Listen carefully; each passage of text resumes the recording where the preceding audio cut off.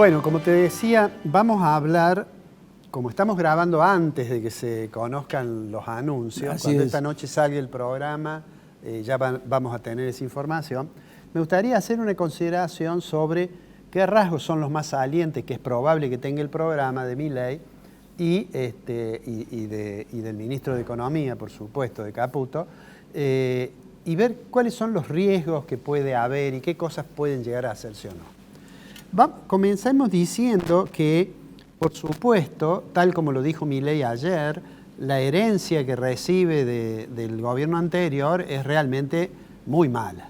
Más allá de los datos o de las proyecciones sobre inflación probable que hizo, lo concreto es que la situación de la economía argentina es muy grave, lo veníamos diciendo, por la fragilidad del sector externo, por la aceleración de la inflación, por el desborde monetario, por la imprudencia fiscal. Bueno, todo eso ya se sabe que está allí.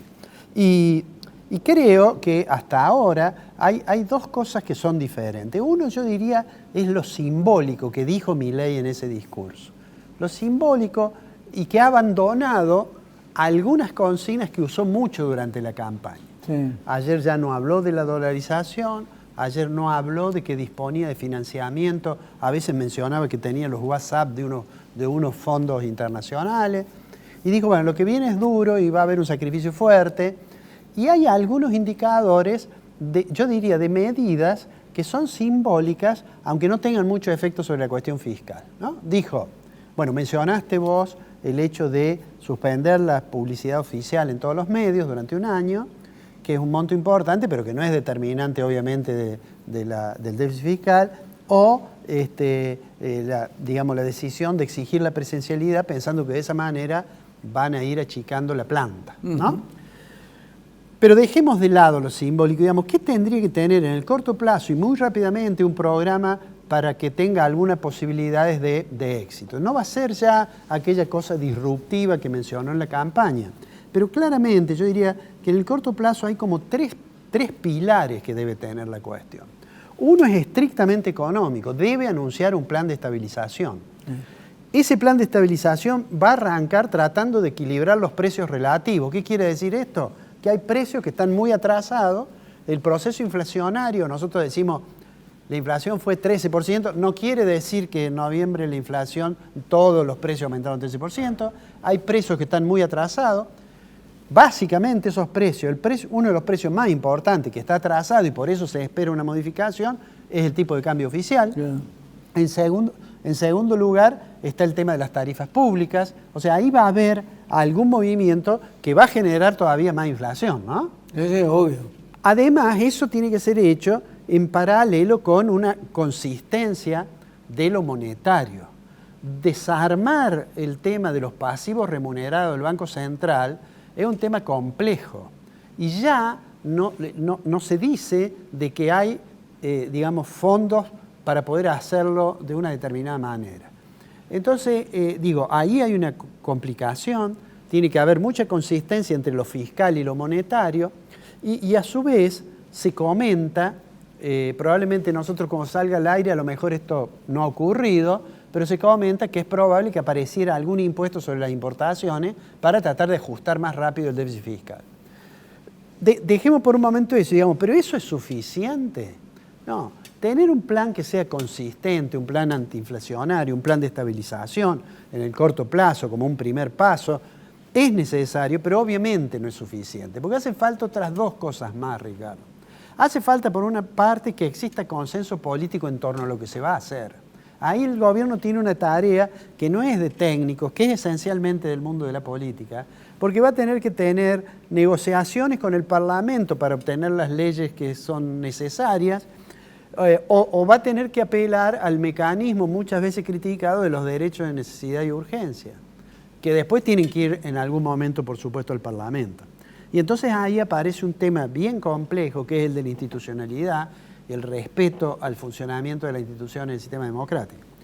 En ese contexto, no solamente va a tener que negociar con los legisladores de la oposición, va a tener que negociar también con los gobernadores, que a su vez tienen sus legisladores.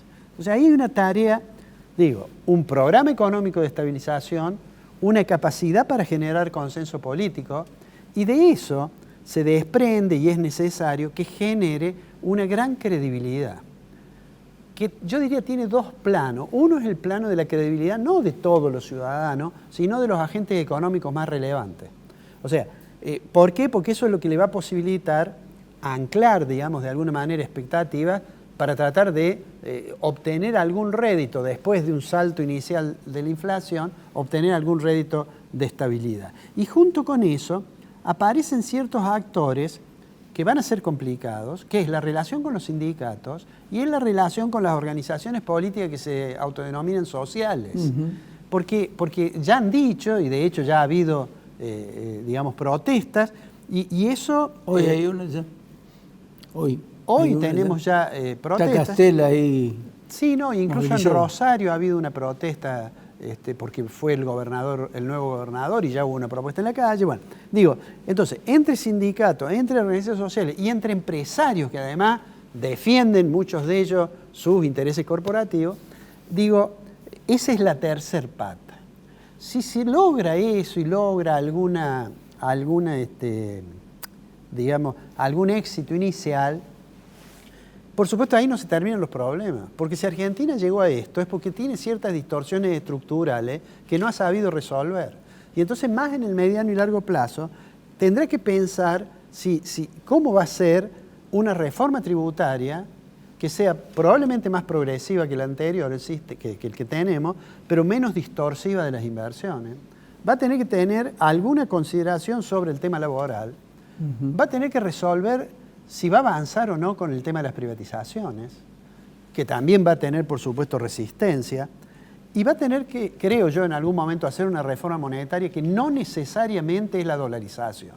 Yo dije acá, cuando surgió eso, que el tema de la dolarización era algo, en la actual situación, técnicamente imposible. Y yo sigo pensando eso. Entonces, digo, todo esto, toda esta posibilidad, digamos, de éxito en la política económica, bueno, el gobierno va a tener que tener mucho cuidado y me parece que por eso ha mencionado el tema de que la cuestión social, el ministerio que se va a ocupar de capital humano, en ese va a haber menos recortes, digamos. Creo que la expresión fue que esa es la única billetera que va a quedar abierta.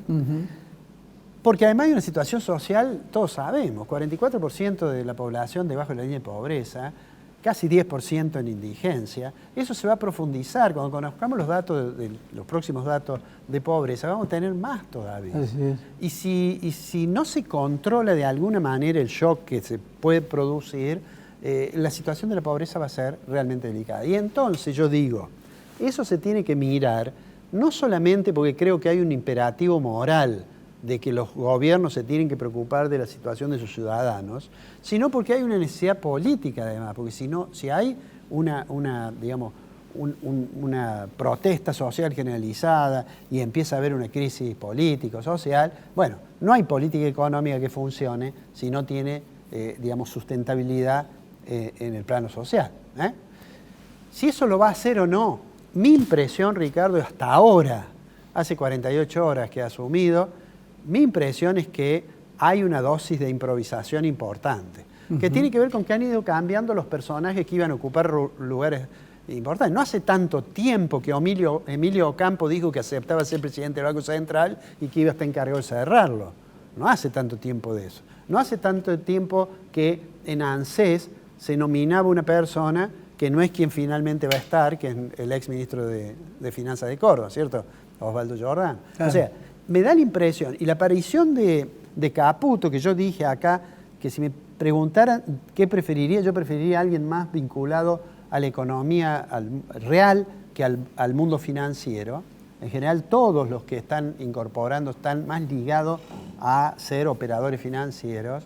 Digo, de todos modos se incorporó hace relativamente poco tiempo, y entonces es comprensible que la constitución de los equipos aparezca, me parece a mí, un poco improvisada, y con ello, obviamente, las decisiones de política económica. Todo el mundo pensó que el día domingo, en el discurso, iba a dar precisiones el presidente, no las dio. Todo el mundo pensó que el lunes iba a dar precisiones después de la reunión de gabinete, no las dio. Esta mañana se pensó que iban a dar precisiones, que no las dio, y creo que cuando estamos saliendo al aire, ya las debemos tener, Y el martes que viene las vamos a comparar con esto que decíamos ahora, a ver hasta qué punto entran dentro de este esquema que yo estaba planteando. Hay dos cosas que a mí me preocupan.